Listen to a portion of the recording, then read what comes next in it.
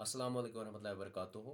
अब है आप लोगों का सोशल वर्क का basics of disaster management unit second, जो आप लोगों में उसमें वल्नरेबिलिटी कम्युनिटीज़ एंड ग्रुप्स के बारे में बोलना है।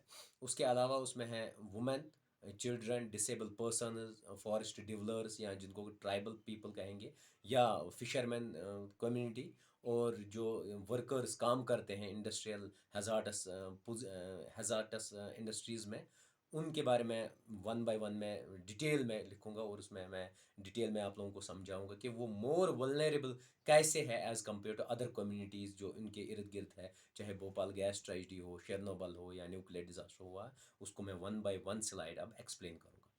अब है social work general elective basics of disaster management, unit 2 है। इसमें यूनिट 2 में आपको वल्नरेबिलिटी कम्युनिटीज़ पढ़ने हैं।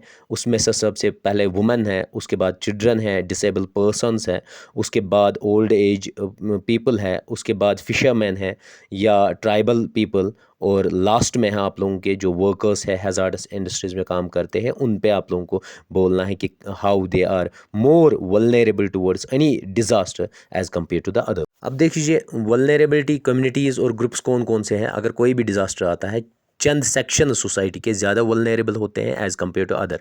वल्नरेबल ग्रुप्स में कौन कौन सा आता है? बच्चे आते हैं, प्रेग्नेंट वुमेन आते हैं, बुज़ुर्ग लोग आते हैं, माल न्यूट्रिशन या प्रिजनर्स होते हैं, या माइग्रेंट रिफ्यूजीज़, या वो लोग जो ड्रग एडिक्ट होंगे या जो बीमार होंगे, या ट्राइबल पीपल होते हैं, या इवन फिशरमैन होते हैं, या अगर आप देखेंगे जो वर्कर्स होते हैं इंडस्ट्रीज़ में काम करते थे, वो मोर वल्नरेबल है as compare to the people who are not working, जो वहाँ पर काम नहीं करते हैं। और सबसे ज़्यादा असर अगर देखेंगे वो वुमेन पे होता है और चिल्ड्रन पे होता है, क्योंकि ये सिर्फ डिस्क्रिमिनेट एक ही साइड में नहीं होते, बल्कि इनको रेस, पॉवर्टी एंड डिसेबिलिटी की भी डिस्क्रिमिनेशन होती है। अब जो अगर कोई भी डिज़ास्टर आता है या कैटास्ट्रॉफ आता है, तो उसका पहला स्टेज जो होता है, चाहे प्री डिज़ास्टर स्टेज हो, ऑन डिज़ास्टर हो, और पोस्ट डिज़ास्टर में भी सबसे ज़्यादा इम्पैक्ट प्रेग्नेंट वुमेन को होता है, चिल्ड्रन को होता है, एल्डरली वुमेन को होता है, एल्डरली लोगों को होता है, या इथनिक माइनॉरिटी, कहीं कहीं दंगे होते हैं, तो जो इथनिक माइनॉरिटी जैसे गुजरात का कांड हुआ, तो उसमें माइनॉरिटी को ज़्यादा मतलब सफ़र होना पड़ा, या इवन जो लोग वहाँ की लैंग्वेज नहीं, 2014 फ्लड्स जो कश्मीर में आ गए, तो बिहार के लोग थे, उनको कश्मीरी कभी कभी किसी जगह नहीं आती है, समझ भी नहीं आती थी, तो वो कैसे डिमांड करेंगे कि हमें ये चीज़ ज़रूरत है, ये चीज़ ज़रूरत है। ऐसे ही वो लोग जिनको वहाँ की लोकल लैंग्वेज नहीं आती, वो भी ज़्यादा ही सफ़र होते हैं। अब देख लीजिए वल्नरेबिलिटी कम्युनिटीज़ में सबसे पहले वुमेन है। स्टडीज़ बहुत सारी रिसर्चेस हुए हैं कि उन्होंने देखा कि वुमेन ज़्यादा इम्पैक्ट हो जाती है किसी भी डिज़ास्टर से या वेदर फिनोमेना से, ये क्लाइमेट चेंज से, as compare to man. For example fetching of water, अगर हम देखेंगे पानी लाती है एक वुमेन, अगर ड्राट होता है, सूखा पड़ जाता है, तो इतने 2 किलोमीटर, 5 किलोमीटर, 8 किलोमीटर दूर जाती है, वो वुमेन ही जाते हैं, मेल काउंटर पार्ट्स नहीं जाते हैं। उसके बाद अगर देखेंगे womens are more vulnerable in disaster than man. अगर देखेंगे वुमेन प्रेग्नेंट होती है और उसके अलावा उसको हेल्थ इश्यूज़ होते हैं, मंथली हेल्थ इश्यूज़, तो वो ज़्यादा मतलब इम्पैक्टफुल होते हैं अगर कोई भी डिज़ास्टर आ जाए, फ्लड आ जाए, ड्राट आ जाए, या कोई भी डिज़ास्टर आ जाए। जैसे टाइफॉन में 2,30,000 प्रेग्नेंट वुमेन इफ़ेक्ट हुई, किसकी वजह से? जो टाइफॉन हनान में आया है, उसमें रिसर्चस में देखा गया कि वो ज़्यादा इम्पैक्टफुल हो गई एज़ कम्पेयर टू मेल। दूसरा पॉइंट है, जो औरत होती है वो ज़्यादा मतलब उसकी डेथ रेट ज़्यादा है in disasters as compare to man. Male से ज़्यादा उन्हीं की डेथ होती है। अगर रिसर्चेस देखेंगे 61% फैटिलिटी रेट जो म्यांमार में हुआ है साइक्लोन नरगिस के थ्रू 2008 में, 68% फैटिलिटी रेट वुमेन की ज़्यादा थी। 70% परसेंटेज में इम्पैक्ट हुआ जो 2004 में फ्लड आ गया बांग्लादेश में।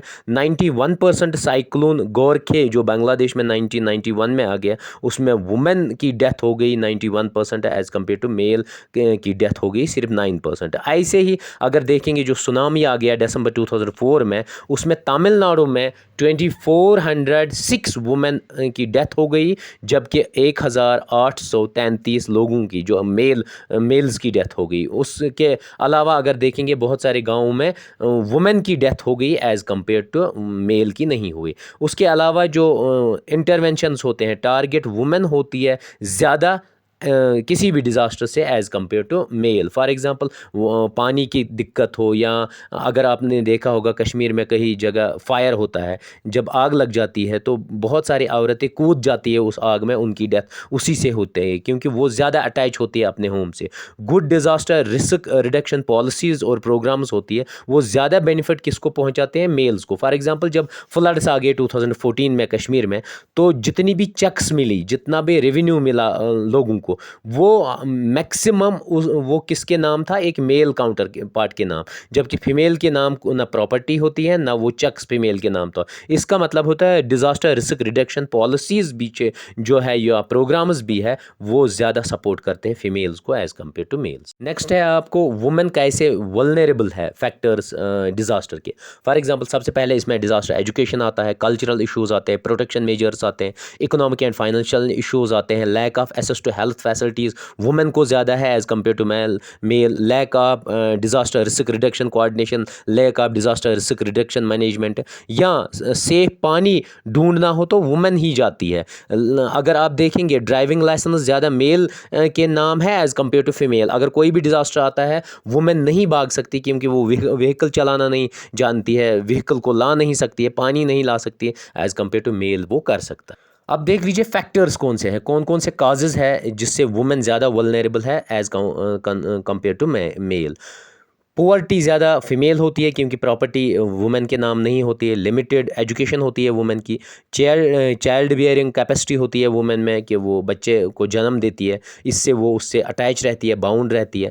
लैक ऑफ पावर होता है वुमेन को ज़्यादा क्योंकि पैट्रियार्किकल सोसाइटी है, मैट्रियार्किकल है नहीं यहाँ पर, उसकी वजह से फीमेल्स डिसीजन नहीं ले पाती है। हाई फर्टिलिटी और चाइल्ड बियरिंग रिस्क इंक्रीज़ होती है उनमें से, उनकी वजह से वो वल्नरेबल ज़्यादा है एज़ कम्पेयर टू मेल्स। अब देखिए children and disaster vulnerability, children भी ज़्यादा इम्पैक्ट होता है इनको। फॉर एग्जांपल अगर कोई भी डिज़ास्टर आता है, फ्लड्स आते हैं, ड्राट्स आते हैं, या इवन साइक्लोन्स आते हैं, या कोई भी आफत आ जाती है, उसमें जो माइंड पे असर पड़ता है बच्चे के, वो हमेशा वो याद रखता है और उसकी वजह से उसको स्ट्रेस होता है। साइक्लोन आता है, उससे स्ट्रेन होती है। या अगर आपने देखा होगा सुनामी जो 2004 में आया है, उसमें ये देखा गया कि बच्चों पे असर पड़ा 14 times more than as compare to man.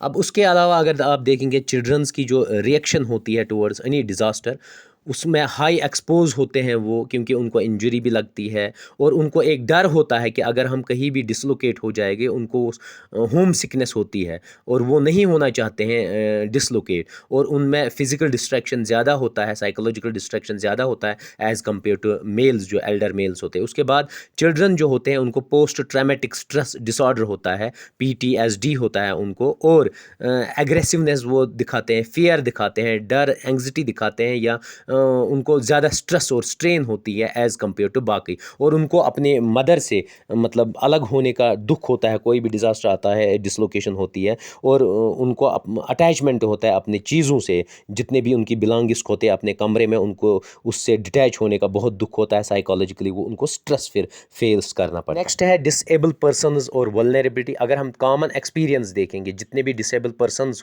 है, क्योंकि उसमें उनमें तो कोई ना कोई बेचारों में डिसेबिलिटी होती है, तो वो मतलब वहाँ से भाग भी नहीं सकते। अगर कोई भी डिज़ास्टर आ जाए या कन्फ्लिक्ट रीजन है, या यहाँ पर भी कभी आप देखेंगे कि आग लग जाती है या इवन फ्लड आता है, तो उनको भागना बहुत मुश्किल होता है क्योंकि वो इनएसेसिबल होते हैं, ट्रांसपोर्टेशन से इनएसेसिबल होते हैं, सर्विसेज से, इसलिए उनको मुश्किल होता है भागना। उसके अलावा जो एज्ड पर्सनस होते हैं, जो ओल्ड एज्ड पर्सनस होते हैं, वो भी डिज़ास्टर में उनका ज़्यादा नुकसान होता है एज़ कम्पेयर टू बाकी, क्योंकि वो एक तो भाग नहीं सकते, एक तो उनकी एज जो होती है वो ज़्यादा होती है, उसकी वजह से वो नहीं भाग सकते हैं। बहुत सारी रिसर्च स्टडीज़ है, जैसे 2011 में अर्थक्वेक आया है या सुनामी आई है जापान में, वहाँ देखा गया कि 90% लोग जो थे वो ओल्ड एजड थे, वो मर गए। वो 70+ ईयर से ज़्यादा सीनियर सिटीजन थे, उनकी डेथ हो गई, जबकि 10% यंग लोग की डेथ हो गई। मीन्स कि old aged persons are more vulnerable as compare to young. अब नेक्स्ट देख लीजिए फॉरेस्ट डिवेलर्स या ट्राइबल पीपल और डिज़ास्टर की वल्नरेबिलिटी कितनी उन पे होती है। अगर कोई भी डिज़ास्टर देखेंगे जो भी इसमें मतलब ट्राइबल कम्युनिटीज़ में आता है, उनका वो तो एक ह्यूमन लॉस करते हैं, मटेरियल, इकोनॉमिक, एनवायरनमेंट, और हाउसी बाउसी भी उनका चला ही जाता है, उसको भी इम्पैक्ट हो ही जाता है। चाहे फॉर एग्ज़ाम्पल अगर साइक्लोन्स आ जाए या इवन इसमें फॉरेस्ट फायर हो जाए, तो आप लोगों ने देखा होगा जितने भी ट्राइबल्स हैं वो अपने जितने भी जानवर हैं वो भी लॉस करते हैं, जितने भी वो पेड़ पौधे उनके इर्द गिर्द होते हैं, वो उनकी एक प्रोटेक्टिव लेयर होते हैं, वो भी वो लूज़ करते हैं। हर एक चीज़ वो ख़त्म हो जाता है उनका, उनको ज़्यादा इम्पैक्ट होता है एज़ कम्पेयर टू जिनके अपने मकान है, क्योंकि उनको फॉरेस्टेड एरिया में मकान होते हैं और फॉरेस्ट मटीरियल से वो मकान बना होता है, तो उनको ज़्यादा अटैचमेंट होता है एज़ कम्पेयर टू अदर्स। उसके अलावा अगर आप देखेंगे दूसरी फॉरेस्ट डिवेलर्स या ये ट्राइबल लोग जो होता है, उनका जो इंफ्रास्ट्रक्चर होता है वो उतना स्ट्रांग नहीं होता है, वो रोड से कनेक्ट नहीं होते हैं, इसकी वजह से भी वो वीक होते हैं, माल न्यूट्रिशन होता है, हाई मोर्टेलिटी रेट होती है उनके बाद। उसके बाद वीक इंफ्रास्ट्रक्चर, उनके घर जो बने होते हैं उनमें सैनिटेशन प्रॉब्लम होती है, इलेक्ट्रिसिटी नहीं है, रोड्स नहीं है, ट्रांसपोर्टेशन। उसके बाद ऑक्यूपेशन उनका वही होता है, वो उसी जंगल में रहते हैं और उसी में काम करते हैं। जब उनको कोई भी डिज़ास्टर इम्पैक्ट करता है तो वो उनकी लाइवलीहुड जो उनका काम काज होता है उस पर भी असर पड़ता है और वो ज़्यादा वल्नरेबल है as compare to other communities. अब देख लीजिए फिशरमैन, ये मोस्टली कहाँ पर रहते हैं, वाटर बॉडीज़ के इर्द गिर्द। अगर फ्लड आए, सुनामी आए, साइक्लोन आए या हैवी रेनफॉल हो जाए, तो ये सिर्फ अपने मतलब अपने आप को ही मतलब कभी कभी इनकी डेथ ही नहीं होती है फिशरमैन की, बल्कि क्या होता है, ये अपनी बोट्स जो होती है वो भी ये लॉस्ट करते हैं, फिशिंग नेट्स भी लॉस्ट हो जाते हैं, इनके घर भी, मकान भी टूटते हैं। अगर हम देखेंगे 2004 में जो सुनामी आ गई, उसमें एक दिन में फिशर इन लोगों ने 50 मिलियन का नुकसान इनको इकोनॉमिकली हो गया। उसके अलावा इन लोगों ने 2000 बोट्स इन्होंने खो दिए, 47,000 नेट्स इन्होंने खो दिए। उसके अलावा 3 लाख फिशरमैन जो है वो जॉबलेस हो गए।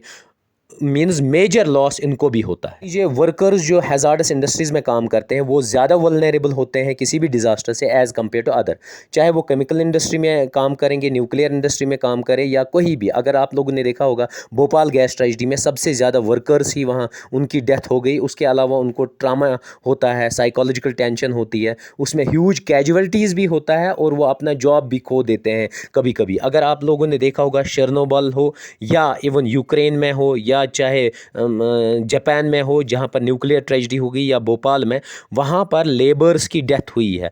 अगर आप लास्ट डिकेड में देखेंगे 130 केमिकल एक्सीडेंट्स हुए हैं, जिनमें से 259 डेथ्स हुई है और 563 पीपल की इंजरी हो गई, जो national disaster management authority of India की रिपोर्ट है।